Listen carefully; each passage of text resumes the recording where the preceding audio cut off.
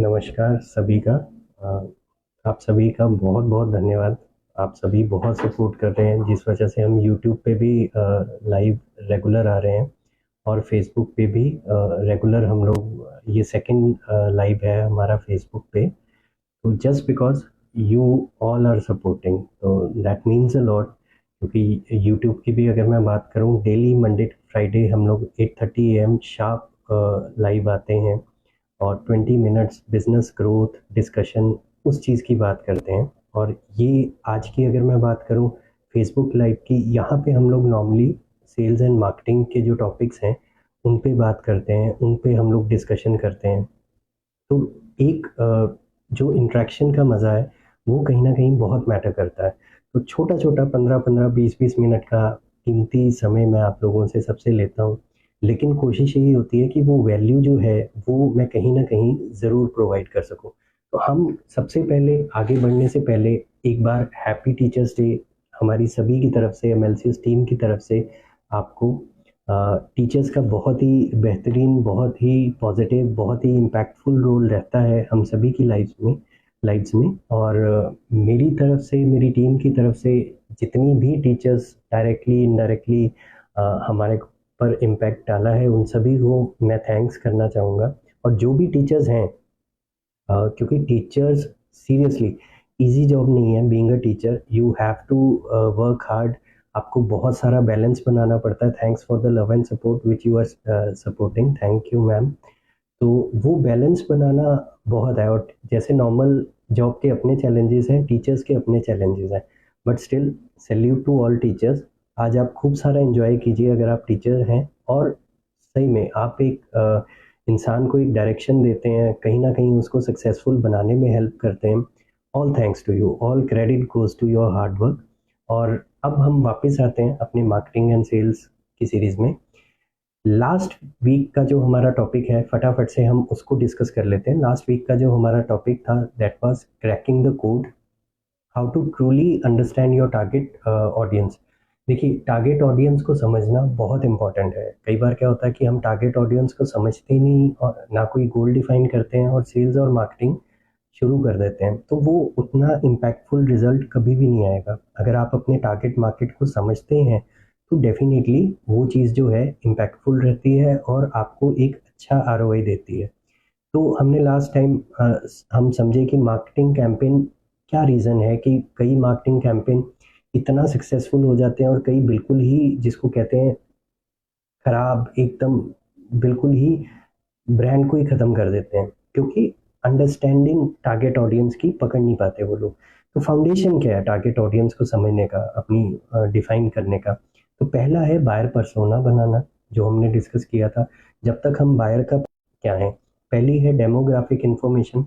हमें हमारे बायर की डेमोग्राफिक इंफॉर्मेशन, ये इशू मेरे को पता नहीं क्यों फेसबुक पे ज़्यादा आता है, बाकी भी मैं और जगह लाइव करता हूँ, वहाँ नहीं आता। चलो, no issues, back to the अपना डिस्कशन कि डेमोग्राफिक इंफॉर्मेशन जो है, अपने कस्टमर की एज होगी, जेंडर, इनकम, वो हमें अच्छे से पता हो कि हमारी जो टारगेट ऑडियंस है उसकी डेमोग्राफिक इंफॉर्मेशन क्या है। साइकोग्राफिक्स जानना भी बहुत ज़रूरी है कि उनका लाइफस्टाइल कैसा है, किस तरह की वैल्यूज़ हैं, क्या इंटरेस्ट है उनका। जब तक हमें ये समझ नहीं आएगा एक अच्छा तरीके से हम टारगेट ऑडियंस को नहीं डिफाइन कर पाएंगे। पेन पॉइंट्स जानना अपनी ऑडियंस के, उनके चैलेंजेस जानना बहुत ज़रूरी है। बायर की जर्नी को समझना कि बायर हमें ढूंढता कैसे है, क्या टच पॉइंट रहते हैं बायर के हमारे साथ, और हम किस तरह से इंटरेक्ट करते हैं अपने बायर के साथ, वो किस तरह से हमारे प्रोडक्ट या सर्विस को बाय करता है। तो ये चीज़ें जब हमें पता होती हैं तो डेफिनेटली वो हमारा जो टारगेट ऑडियंस है वो डिफाइन करने में हमें हेल्प होती है। टूल्स या टेक्निक्स क्या रहते हैं इस चीज़ के लिए, टारगेट ऑडियंस को समझने के लिए? पहला है ऑडियंस के रिसर्च टूल्स, जैसे गूगल एनालिटिक्स हो गया, फेसबुक लाइव लाइव अभी हम कर रहे हैं तो फेसबुक के जो इंसाइट्स हो गए, इंस्टाग्राम के जो इंसाइट्स हो गए, वो सारी चीज़ें। इंगेजमेंट बहुत मैटर करता है, ठीक है, कि पोल्स के थ्रू, सर्वेस के थ्रू, लाइव आके Q&A से हम जान सकते हैं अपने टारगेट ऑडियंस के बारे में।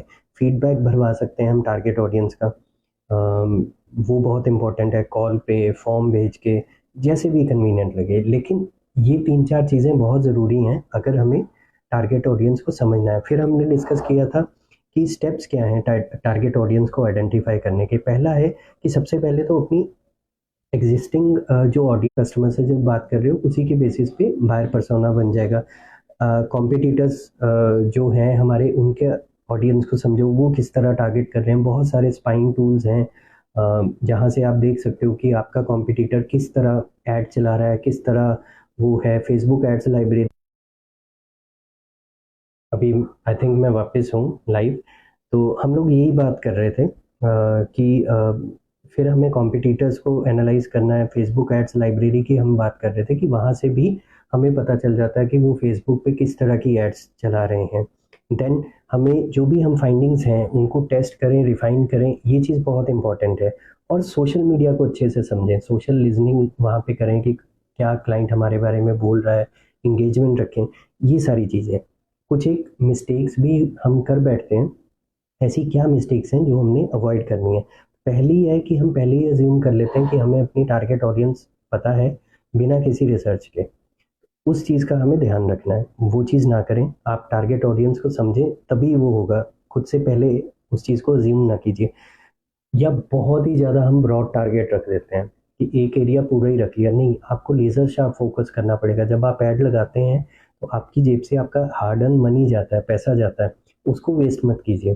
तो आप बहुत अपना टारगेट ऑडियंस को समझ के फिर ऐड चलाइए। फीडबैक को इग्नोर कर देते हैं, ट्रेंड्स को इग्नोर कर देते हैं, ये सारा कुछ नहीं करना। अब ऑडियंस के बिहेवियर को भी हमने समझना है। हम जो है कंटेंट किस तरह का वो प्रेफर करते हैं देखना, ठीक है।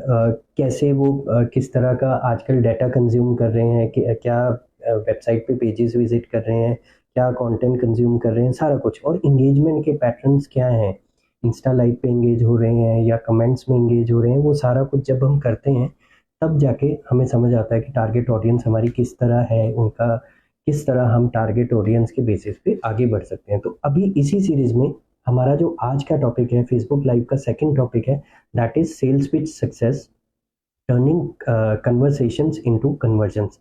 कितना प्यारा टॉपिक है नहीं? क्योंकि सेल्स में क्या होता है, कन्वर्सेशन बहुत इंपॉर्टेंट रोल प्ले करती है और उसी से कन्वर्जन निकलती है। अगर हमारी कन्वर्सेशन में गैप है क्लाइंट के साथ, कस्टमर के साथ, तो हमारी सेल वो कन्वर्ट नहीं होगी। तो इसको हम समझते हैं एक स्टोरी के साथ।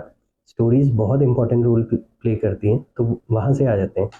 एक पर्सन थे, उनको लगता था कि वो बहुत अच्छे सेल्स की पर्सन हैं, सेल्स की नॉलेज रखते हैं, और मीटिंग्स करते थे, कई लोगों से मिलते थे, मेहनत डालते थे, बट सेल्स कन्वर्ट नहीं होती थी। तो बहुत परेशान, बहुत दुखी कि यार मैं सेल्स कर तो रहा हूँ, फील्ड पे भी जाता हूँ, मीटिंग्स भी कर रहा हूँ, मेहनत भी डाल रहा हूँ, बट मेरी सेल नहीं कन्वर्ट हो रही।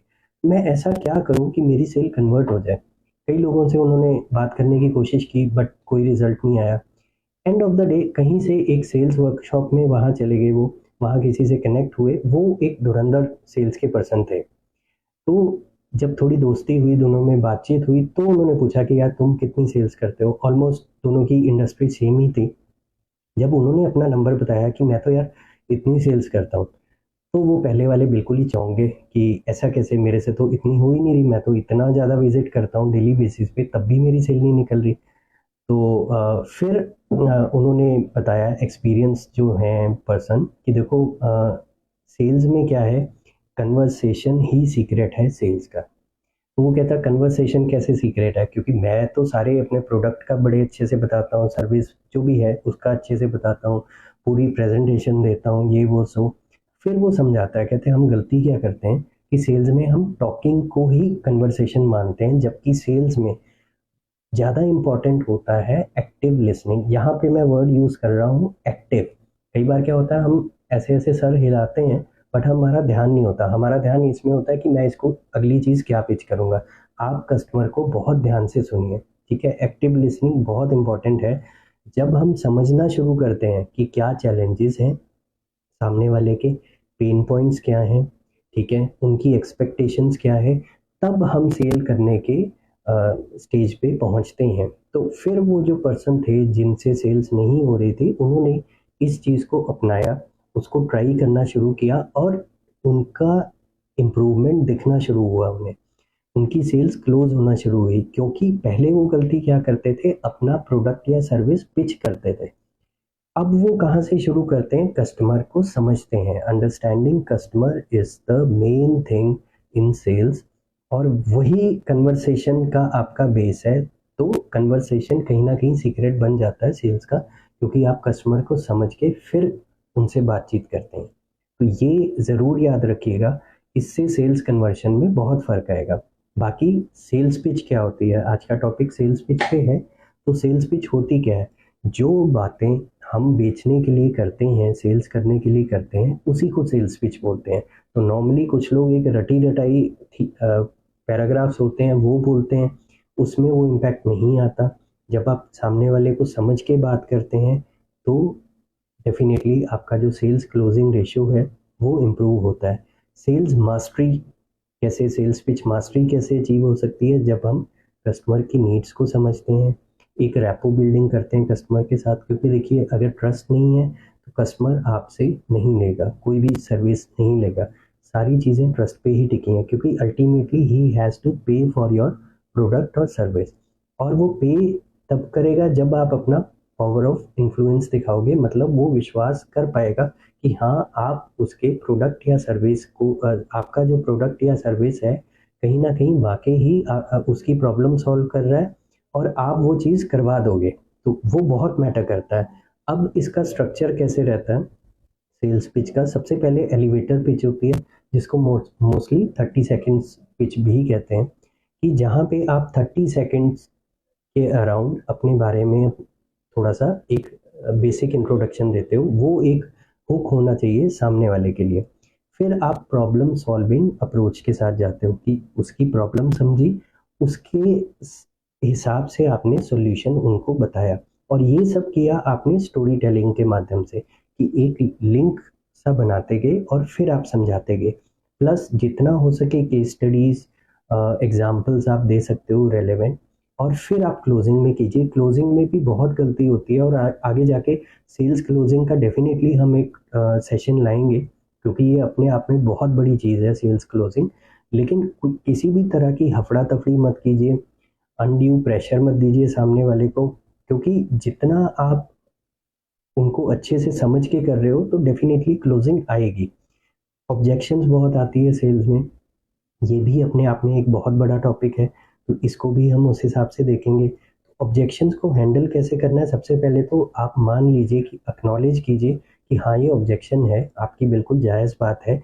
उसके बाद उसको क्लैरिफाई कीजिए। कई बार कस्टमर की बात हम सुनते ही नहीं, काट के अपनी बात रखना शुरू कर देते हैं, जो कि सही तरीका नहीं है।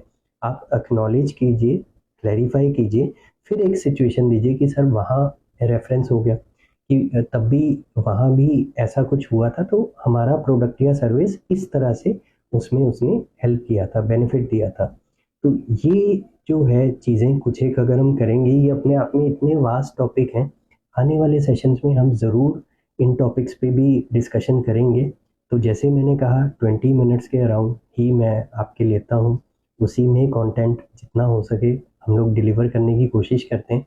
बाकी आप हमारे को डायरेक्ट मैसेज सेंड कर सकते हो, जो टॉपिक आपको लगता है कि हमने डिस्कस करने हैं तो वो डेफिनेटली हम डिस्कस कर सकते हैं। आप सभी को बहुत बहुत थैंक यू अपना कीमती टाइम देने के लिए, और हम मिलते रहेंगे, आगे डिस्कस करते रहेंगे सेम टाइम, अगले थर्सडे भी 3 PM। Thanks a lot, have a great time.